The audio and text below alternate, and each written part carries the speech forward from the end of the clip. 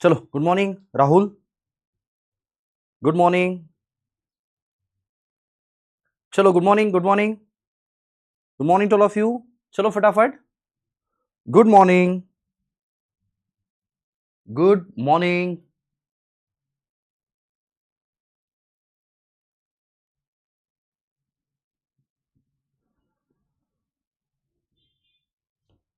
चलो, good morning.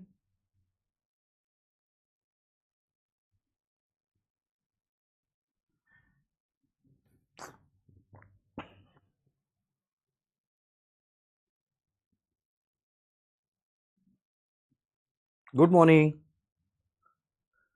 Yes, Sumit, Rahul, Shivani. चलो, तो let's start with the session. Yes Suyash. तो आज हम लोग देखेंगे फिशरी का अगला part, that is the life cycle of fishes. Life cycle of fishes, पिछले लेक्चर में हम लोगों ने अभी तक जो देखा है हम लोगों ने, that is the basic terms देखे थे हम लोगों ने, है ना। अभी तक हम लोगों ने बेसिक टर्म्स ऑफ फिशरी देखा है। उसके बाद हम लोगों ने क्लासिफिकेशन ऑफ फिशरी देखा है, क्लासिफिकेशन ऑफ फिशरी, है ना। And at last but not least अभी हम लोग देखने जा रहे हैं, that is the life cycle of fishes. Life cycle, fishes की लाइफ साइकिल कैसी होती है। तो इनिशियली अगर हम लोग देखेंगे फिशेस की लाइफ साइकिल कैसी होती है, एक छोटा सा टॉपिक आज हमारा है लेक्चर में, आज एकदम छोटा सा टॉपिक हमारा है। तो लाइफ साइकिल ऑफ फिशेस को हम लोग जब भी देखते हैं तो हम लोगों को यह समझना पड़ेगा कि फिशेस कैसे ग्रो होते हैं। तो सबसे पहले जब भी फिशेस है तो fishes are generally they are oviparous in nature. Oviparous ये क्या होता है सर? देखो, जो कोई भी एनिमल्स या बर्ड्स एग ले करते हैं उनको बोलते हैं ओविपेरस, और जो डायरेक्टली अपने बच्चे को जन्म देते हैं that is called as viviparous. उसको क्या कहते हैं हम लोग? विविपेरस। तो नॉर्मली अगर हम लोग देखेंगे कि what do you mean bye oviparous and what is the meaning of viviparous. Oviparous का मतलब होता है जो एग ले करते हैं और उसमें से बच्चे फिर जन्म लेते, that is called as oviparous. And viviparous जो अपने बच्चों को डायरेक्टली जन्म देते, that is called as viviparous. तो यहां पर इनकी फिकंडिटी होती है। फिकंडिटी मतलब एग ले करने की क्षमता, एग ले करने की क्षमता, दैट इज कॉल्ड एज फिकंडिटी। तो यहां पर आप लोग अगर देखोगे तो आपको दिखेगा यहां पर फिकंडिटी। सो बेसिकली अगर हम लोग देखेंगे फिकंडिटी जो है, इनकी फिकंडिटी लगभग 2 लाख से 20 लाख एग ये लेकर सकते हैं, इतनी फिकंडिटी इनकी होती है। मतलब इतने एग लेकर सकते हैं वो। अब नॉर्मली अगर हम लोग देखेंगे तो सबसे पहले फिशेस क्या करेंगे? एग ले करेंगे। एग ले करने के बाद फिर वो हैच होगा। हैच होने के बाद एक फिश, छोटी सी फिश बाहर आएगी जिसको हम लोग बोलेंगे हैचलिंग, और उसके मुंह को यहां पर एग यॉक होगा। उसके बाद फिर हैचलिंग से होगा स्पॉन।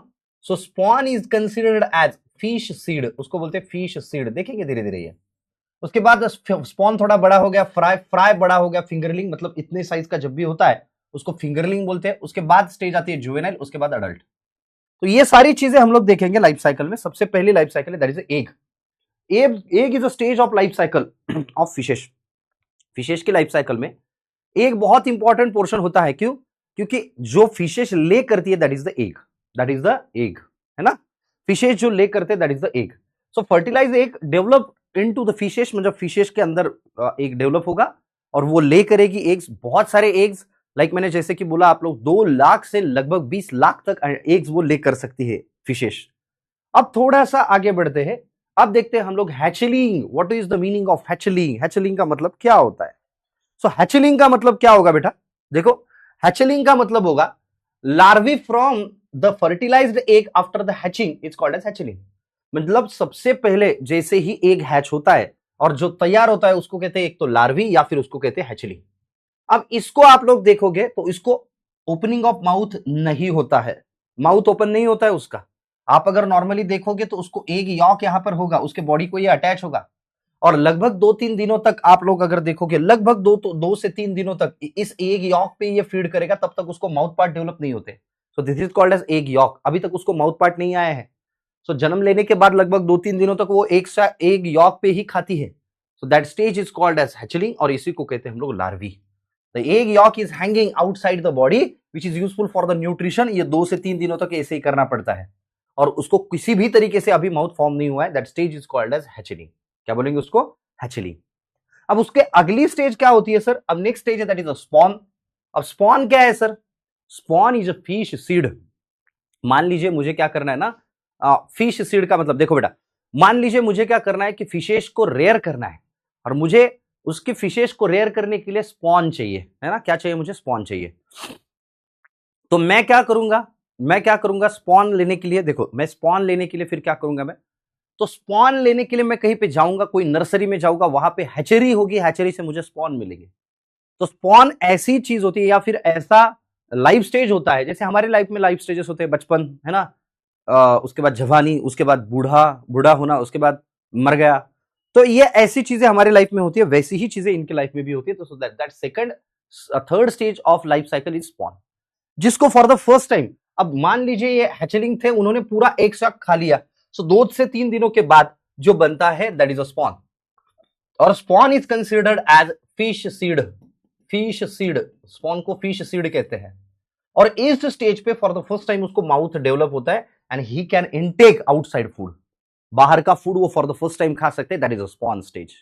सो पहली स्टेज कौन सी थी, एग, उसके बाद उसको हैच करके जो बना उसको बोला है हम लोगों ने हैचलिंग या फिर लार्वी, जिसको माउथ पार्ट नहीं होता है, उसके आउटसाइड में एक एग यॉक हैंग होता है, उसके बाद उसको डेवलपमेंट होकर 2 से 3 दिनों के बाद वो एग यॉक खा लेता है, उसके बाद जो डेवलप होता है दैट इज अ स्पॉन, और स्पॉन इज द फर्स्ट, उसको माउथ में आप लोग अगर देखो स्पॉन ऐसे for the first time spawn जो है उनको माउथ पार्ट्स फॉर्म होते हैं। ओके सर, अब बढ़ते थोड़ा सा आगे, और ये for the first time outside food खाना शुरू कर देते हैं। अब स्पॉन के बाद अगली स्टेज आती है that is a fry stage. अब फ्राई स्टेज का मतलब होता है जब भी फिशेस 1 to 2 सेंटीमीटर का साइज अटेंड करे, 1 to 2 सेंटीमीटर की स्पॉन स्टेज, अगर हम लोग स्पॉन को लेके हमारे यहां पे रखे हैं हम लोगों ने, तो दैट इज अ स्पॉन। तो स्पॉन के बाद 1 से 2 सेंटीमीटर जो फॉर्म होता है that is called as fry stage, है ना, फ्राई स्टेज। और अगर हम लोग देखेंगे तो sir it takes about 7 to 10 days to form a spawn to basically a fry stage. देखो अभी हम लोग थोड़ा सा देखते हैं, सबसे पहले हम लोगों ने देखा that is egg, egg hatch होने के बाद फिर क्या तैयार हुआ बेटा, हैचलिंग। सो हैचलिंग कितने दिनों तक रहता है, लगभग 2 से 3 दिनों तक। फिर क्या तैयार होगा, स्पॉन, और स्पॉन तैयार होने के बाद फिर क्या तैयार होगा, फ्राई, है ना, और स्पॉन टू फ्राई ये 7 से 10 दिनों में तैयार होता है। तो अभी आप लोगों को समझ में आ रहा होगा, एग हैच होने के बाद हैचलिंग, हैचलिंग 2-3 दिनों के बाद बनेगा स्पॉन, 7 से 10 दिनों के बाद उसको बोलेंगे हम लोग fry. So that is basic thing. So fry fry generally कितने सेंटीमीटर, 1 से 2 सेंटीमीटर, इत्तो सा होता है। वो आपने देखा होगा, फिश मतलब पैरों के स्पा किए जाते हैं, मतलब फिशेस के वो टैंक होते हैं उसके अंदर पैर डाले जाते हैं, लड़कियों क्या बोलते हैं उसको, अग्रिमा क्या बोलते हैं उसको, दीपिका, वो टैंक होता है पानी का, वो फिश स्पा होता है आई थिंक सो, कि उसमें पैर डालते हैं, वो फिशेस आती है आपके पैर के ऊपर, जितना भी कुछ गंदापन है वो खा के चली जाती है। ऐसे कुछ है ना, ऐसे कुछ है, कुछ तो है ऐसे। ओके चलो, तो बढ़े आगे थोड़ा सा, मौसी जी बढ़े आगे थोड़ा सा, हाँ बढ़ते आगे। अब देखते हैं नॉर्मली अगर हम लोग हैं तो फ्राई के बाद जो लाइफ स्टेज आती है that is called as fingerling. तो अगर हमारे फिंगर तो मतलब इतने साइज की अगर फिश साइज अटेंड करती है so that is called as fingerling stage. तो पहले हम लोगों ने देखा एग, उसके बाद देखा हैचलिंग, उसके बाद स्पॉन, स्पॉन टू फ्राई, अब fry to fingerling. Fry to fingerling ये 10-12 सेंटीमीटर साइज की होती है, और लगभग अगर आप लोग देखोगे तो it is the size of finger, हमारा जो ये इंडेक्स फिंगर होता है इसके साइज की वो होती है। और उसके बाद हम लोग देखते हैं कि fingerling it is basically proper size for stocking, जो हमारे फिशेस है उसको स्टॉक करने के लिए अच्छा अच्छा साइज, मतलब हम लोगों को टेबल पर्पज के लिए यूज करनी है। टेबल पर्पज मतलब डायरेक्टली कट करके खानी है, तो ऐसा डायरेक्टली मतलब टेबल पे ही कट नहीं करनी है, कट करना है, उसके बाद फिश फ्राई बनाना है, उसके बाद खाना है उसको। अभी तो श्रावण चल रहा है, तो नॉर्मली अगर हम लोग देखेंगे तो फिंगरलिंग ये स्टॉकिंग के लिए टेबल प्रोडक्शन पॉन्ड में उसको अलग से रखा जा सकता है। So that is a fingerling. Fingerling का मतलब साइज इतना अटेंड करता है, और ये लगभग 30 से 60 दिन लेता है, मतलब फ्राई टू फिंगरलिंग जाने के लिए लगभग 30 से 60 दिनों का अवधि उसको लगता है, वक्त उसको लगता है। ओके, तो एक बार हम लोग यहां पर देखें, चलो आजा यहां पर।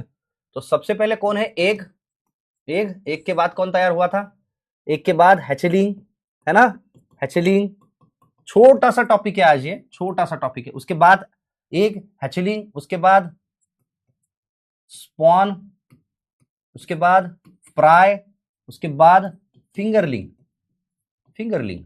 ओके चलो, एक टू हैचलिंग कुछ नहीं, डायरेक्टली हैचिंग हो गया, हैचलिंग आ गया। उसके बाद यहां से 7 से 10 दिनों में हम लोगों ने नहीं सॉरी 2 से 3 दिनों में हम लोगों ने देखा hatchling to spawn, spawn to fry 7 से 10 दिन, और यहां पर कितने दिन लगे थे बेटा आपको, 30 to 60 डेज। तो fry to fingerling 30 to 60 days लगते हैं, है ना, इसको डेवलप होने में। सो क्लियर है अभी तक, यहां तक सारी चीजें समझ में आ रही है बेटा, एक बार बोलो। बोलो बोलो, मुंह खोलो, यहां तक सारी चीजें समझ में आ रही है? Do you understand? Do you understand? Do you understand this things? If yes तो यस, क्लियर है तो क्लियर करके बोल दीजिए। एकदम छोटा सा टॉपिक है बेटा, 15-20 मिनट का टॉपिक है सिर्फ है, लेकिन हम लोगों को समझ में आना चाहिए। लाइफ साइकिल बहुत छोटा सा टॉपिक है। यस आशीष, यस श्रद्धा, शायद आप fishery for the first time पढ़ रहे हो, I think so.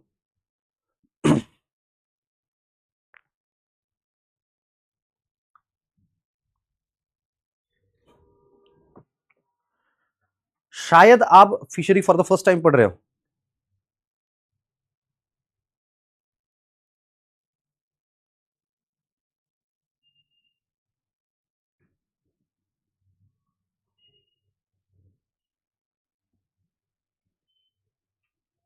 Okay okay okay okay okay यार, फटाफट फटाफट कमेंट्स आनी चाहिए, लेट नहीं होना चाहिए। तो चलो अभी फिंगरलिंग के बाद थोड़ा सा आगे बढ़ते हैं। अब आता है ईयरलिंग।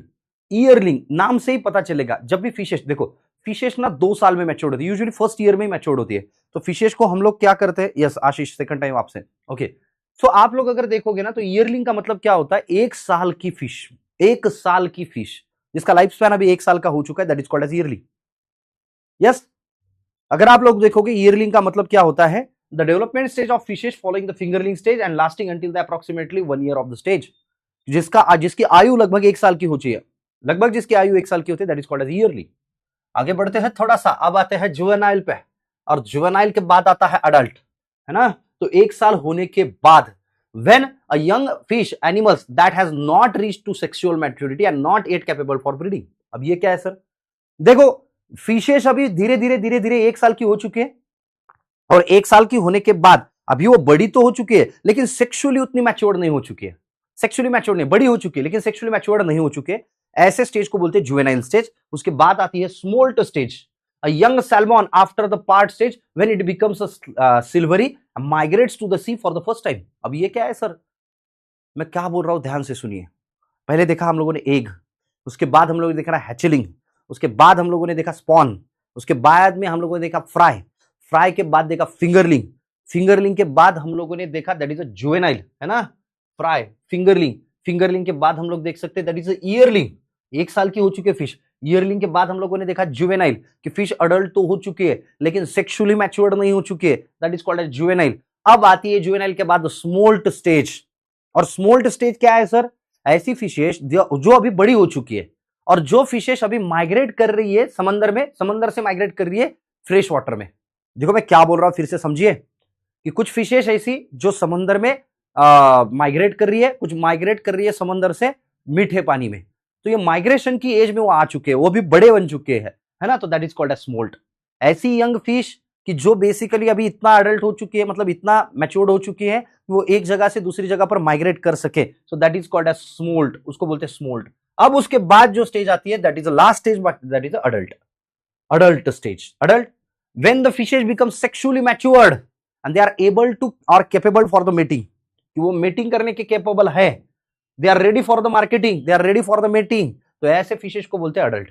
तो कितनी स्टेजेस देखी हम लोगों ने, ये भी पहले सुनते हैं। चलो पहले हम लोगों ने देखा that is a egg structure, उसके बाद चलो बोलो fry, sorry hatchling, sorry hatchling, hatchling, उसके बाद एग, हैचलिंग, उसके बाद बोलिए फटाफट spawn, spawn this is a fish seed, उसके बाद spawn to fry, fry to fingerling, fingerling to yearling, yearling to juvenile, juvenile to smolt, smolt to adult. चला clear झालं का, क्लियर हो गया, मुझे बताइए एक बार। तो ये लाइफ स्टेजेस होती है, इज दैट क्लियर?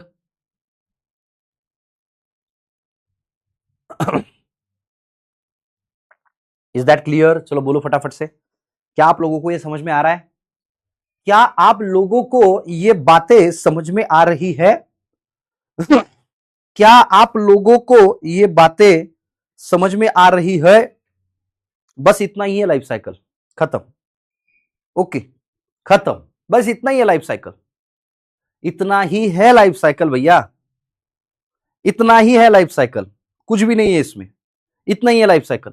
और कौन सी स्टेज कितने दिनों में आ रही है ये समझ में आना चाहिए बस। स्पॉन देखो, ये 2 से हैचलिंग टू स्पॉन 2 से 3 दिनों में, ये 7 से 10 दिनों में, ये 30 से 60 दिनों में, बस बाकी के डेवलप होते रहेंगे आगे आगे। ये 1 साल में, 1 ईयर में, है ना, आगे आगे बढ़ते जाएंगे। बस सिंपल, बहुत आसान तरीके से। अब स्पॉनिंग क्या होता है?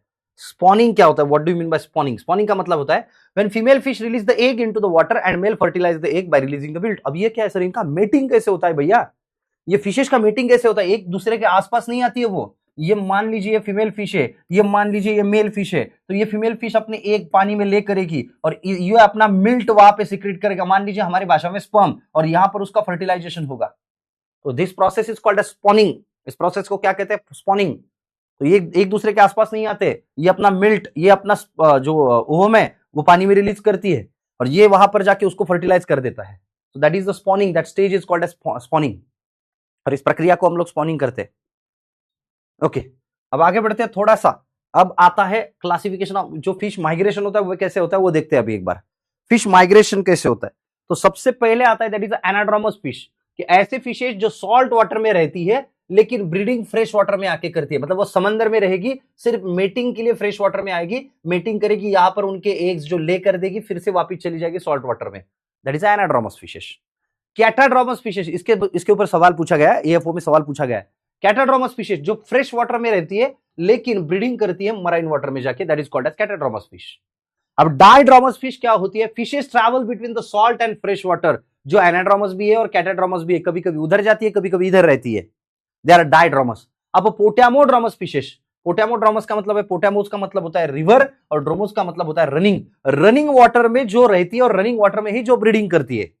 यूजुअली फिशेज स्टैग्नेटेड वाटर में ब्रीडिंग नहीं करती, ये ध्यान में रखो आप। रोहू, कटला, मृगल, ये रनिंग वाटर में ही मीटिंग करते हैं, ये ऐसा स्टैग्नेटेड वाटर में मीटिंग नहीं करते। समझ रहे हो आप बात को? समझ रहे हो आप बात को? स्टैग्नेटेड वाटर में वो मीटिंग नहीं कर पाते हैं। ओके, चलो आगे बढ़े थोड़ा सा। ओके सर, अब आता है ओशियानोड्रोमस, ऐसी फिशेज जो सिर्फ और सिर्फ खारे पानी में या फिर मराइन वाटर में ही रहती है और वहीं पे रहती है, वहीं पे ब्रीडिंग करती है, दैट इज ओशियानोड्रोमस। अब एम्फीड्रोमस का मतलब क्या होता है? Move between the fresh and salt water during their life cycle but they not do not breed. वो इधर उधर चली जाएगी लेकिन उधर ब्रीडिंग नहीं करेगी, उधर जाके वापस आएगी, इधर ही ब्रीडिंग करेगी। समझ रहे हो? वो समंदर में जाएगी, वापस आएगी, यहीं पे ब्रीडिंग करेगी। समंदर वाली इधर आएंगे, घूमने के लिए आएगी, वापस जाएगी, ब्रीडिंग वहीं पे करेगी। तो they are called as amphidromous, they are called as amphidromous. Sir फिर डायड्रोमस और एम्फीड्रोमस में क्या डिफरेंस है? देखो डायड्रोमस में ये है कि वो उधर भी ब्रीडिंग करती है, इधर भी ब्रीडिंग करती है। इनका वैसे नहीं है, उधर जाके वापस आती है, ब्रीडिंग इधर ही करने का। So that is amphidromous. So anadromous का मतलब क्या होता है? रहेगी कहां पर? सॉल्ट वाटर में, ब्रीडिंग कहां पर? फ्रेश वाटर में।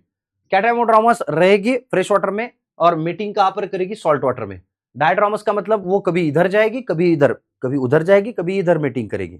सो दे आर कॉल्ड एज डायड्रोमस। अब पोटामोड्रोमस सिर्फ और सिर्फ रिवर वाटर में मीटिंग करते हैं, ओशियानोड्रोमस सिर्फ ओशियन में मीटिंग करते हैं, और एम्फीड्रोमस वो जाके वापिस आएगी लेकिन मीटिंग इधर ही करेगी। वो सॉल्ट वाली फिशेज इधर आएगी लेकिन वापिस जाके ब्रीडिंग वहीं पे करेगी। They are called as amphidromous in nature. चलो एक बार क्लियर हो तो क्लियर करके बोल दीजिए, सवाल पे आते हैं फिर। चलो एक बार क्लियर हो तो क्लियर करके बोल दीजिए, फिर हम लोग सवाल पे आते हैं। So we are moving towards our सवाल। थोड़ा सा सवाल पे आते हैं। ओके ओके ओके ओके,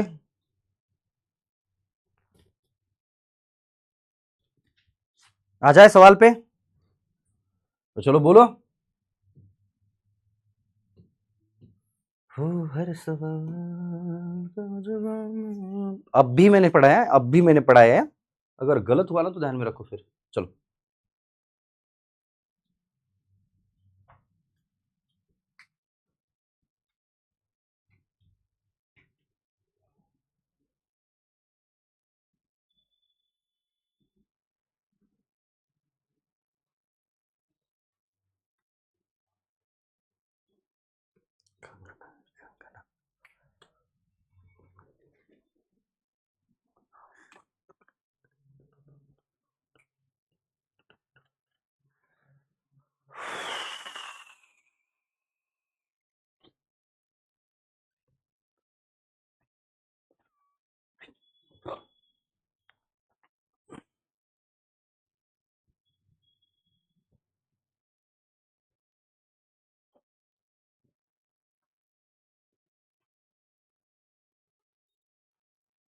चलो बढ़े आगे। ओके, सो सॉल्ट वाटर में रहेगी but breed in the fresh water, क्या बोलेंगे उसको, क्या बोलेंगे उसको, लेके जाओ इधर फिर से एक बार, देखो रहेगी कहाँ पे, सॉल्ट वाटर में, ब्रीड कहाँ पे करेगी, फ्रेश वाटर में, तो बोलो कौन आएगा, एनाड्रोमस।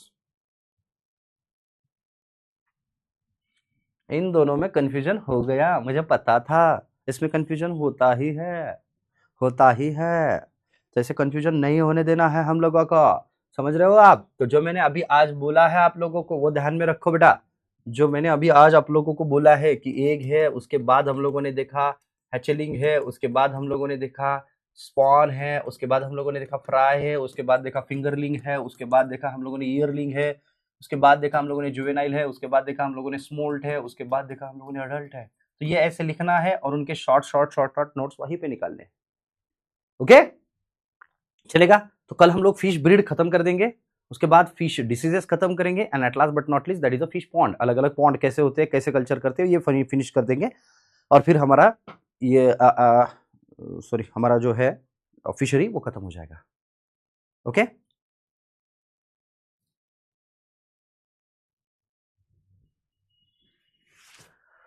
ओके, चलो ओके, टाटा बाय बाय, मिलते हैं कल के लेक्चर में। हम लोग छोटा सा टॉपिक हम लोगों ने कवर कर दिया है इसको, है ना, छोटा सा टॉपिक था तो हम लोगों ने कवर कर दिया उसको, मिलते हैं कल।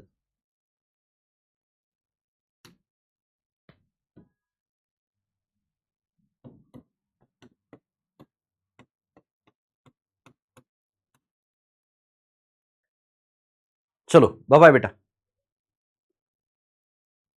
फिशरीज के बाद प्लीज आप एपी सेरी, एपीकल्चर सेरीकल्चर में देख लेता हूँ एक बार, है ना, मैम से बात कर लेता हूँ मैं एक बार एपीकल्चर एंड सेरीकल्चर के बारे में, एपीकल्चर एंड सेरीकल्चर के बारे में मैम से बात कर लेता हूँ मैं एक बार, है ना।